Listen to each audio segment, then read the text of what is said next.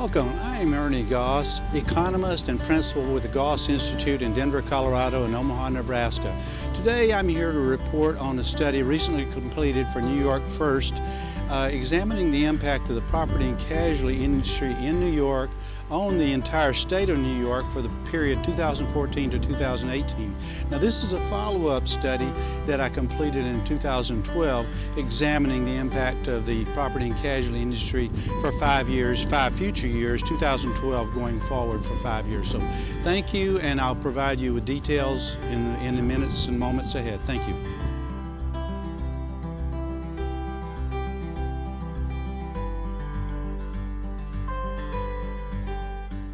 The goal of this study, again completed in 2015, is to examine the impact of the New York's property and casualty industry for the years 2014-2018 for the overall state, each New York county, each New York Senate district, and New York Assembly district, as well as each of New York's economic development districts. And we're of course going to quantify those impacts, but also look at the impact of the property and casualty industry as it buys municipal bonds and how that benefits the taxpayer. And actually that's a significant benefit, and I'll talk about that momentarily. In other words, keeping interest rates low to the taxpayer. So the forward linkages going forward. On the overall economy, 80% of the jobs in insurance and property and casualty going forward will require a college degree. So this is going to be a significant brain gain for the state of New York as you recruit well-educated workers from outside, and as you retain those workers who are well-educated in the state of New York. The average payroll is supported by property and casualty in New York is about $82,000. Now that compares to the overall average salary in New York of $64,000. So it's quite a premium for property and casualty jobs. And as a result, you're finding that business estates across the U.S. are attempting to recruit via incentives and via legislation to entice your jobs, your property and casualty jobs, your property and casualty firms away from New York to Ohio, for example, Louisiana, another state that's been fairly aggressive. So again, this is as a result, these are very valuable jobs. That value is going up each year, and according to our estimates, and I'll provide those momentarily.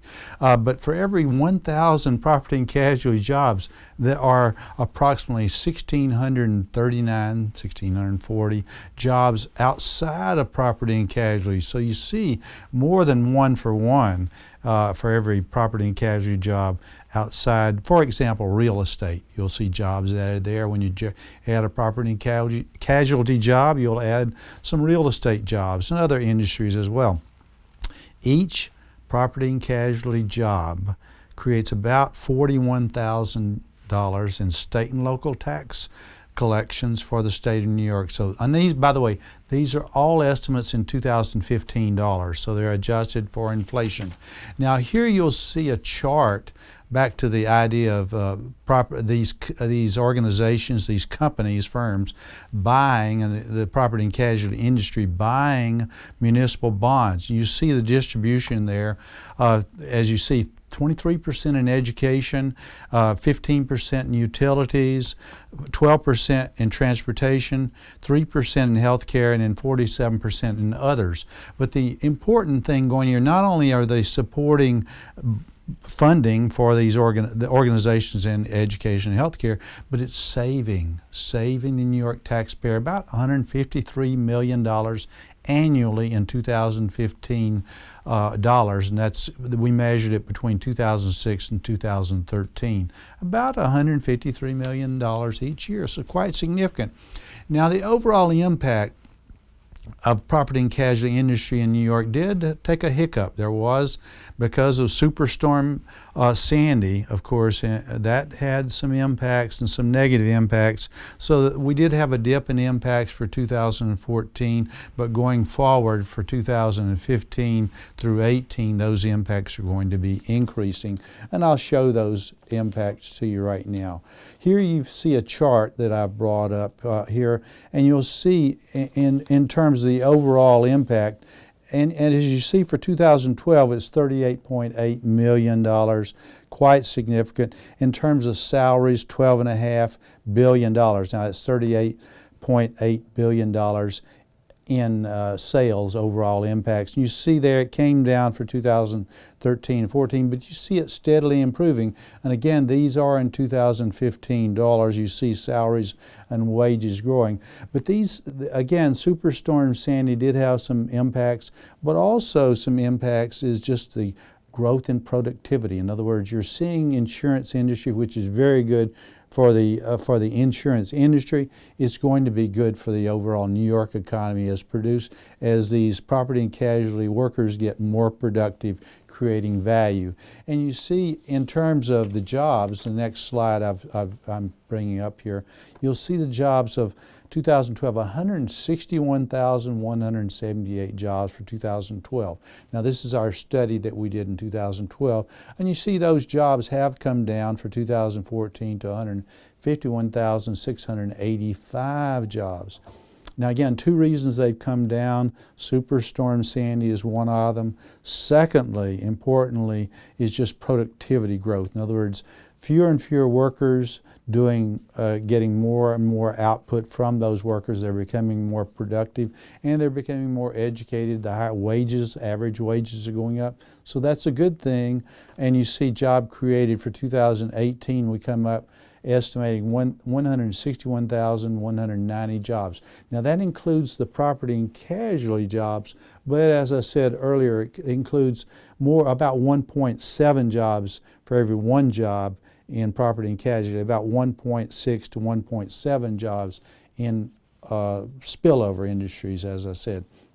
Now the next slide I'm bringing up, you'll see the impact of property and casualty on state and local tax collections, and you see quite significant from 2012. Again, the impacts did come down because of Hurricane Sandy principally here, and from $2.48 billion in 2012, we're going to see that going to $2.381 billion in 2018. Now again, those impacts are inflation adjusted, so that's quite significant.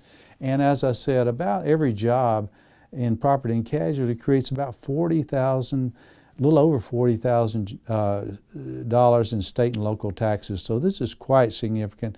Our analysis for 2015 versus our 2012 study just shows that this industry, its impacts are very significant, and they're going to be a very strong contributor to the state of New York and for the counties within the state of New York, the Senate districts, the Assembly districts, and of course the economic development regions.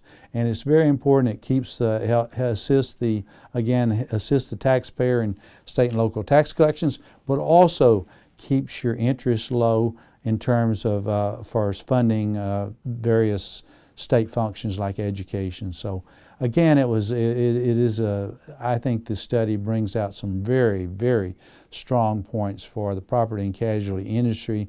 And so when we do the study again in 2017, this is Ernie Goss, professor of economics and principal of Goss Institute here in Denver, Colorado, and also Omaha, Nebraska, signing off and saying I think the study brings a lot of favorable points forward. And thank you very much for joining us today.